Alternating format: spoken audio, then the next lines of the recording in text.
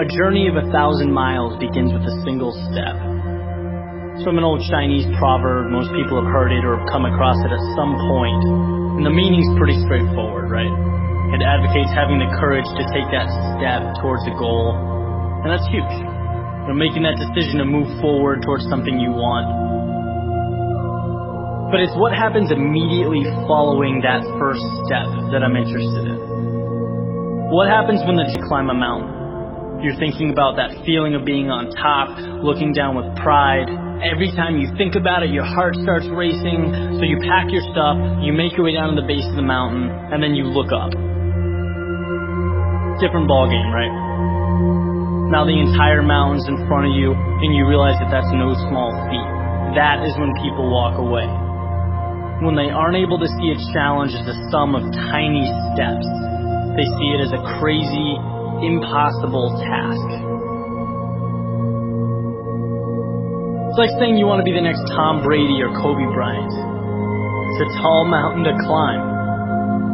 It's like trying to hit a target from a mile away. But if you can identify and map out what you need to conquer in order to become a better basketball player or football player and begin taking those small steps, improving every day, that makes dreams real. That's what gives goals life. The ability to see your objective not as a marathon, but as a series of little 400-meter stretches. Stepping stones.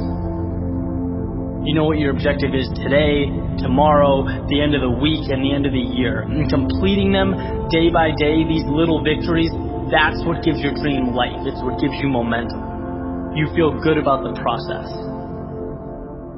And by the way, when things blow up in your face, which happens every so often on this little place we call Earth, you'll have that foundation and that sense of accomplishment to stay focused because your approach is tangible and it's realistic. This applies with everything. Losing a job, a breakup, failing a test. These things are monumental if you allow them to be. They can turn into that unclimbable mountain.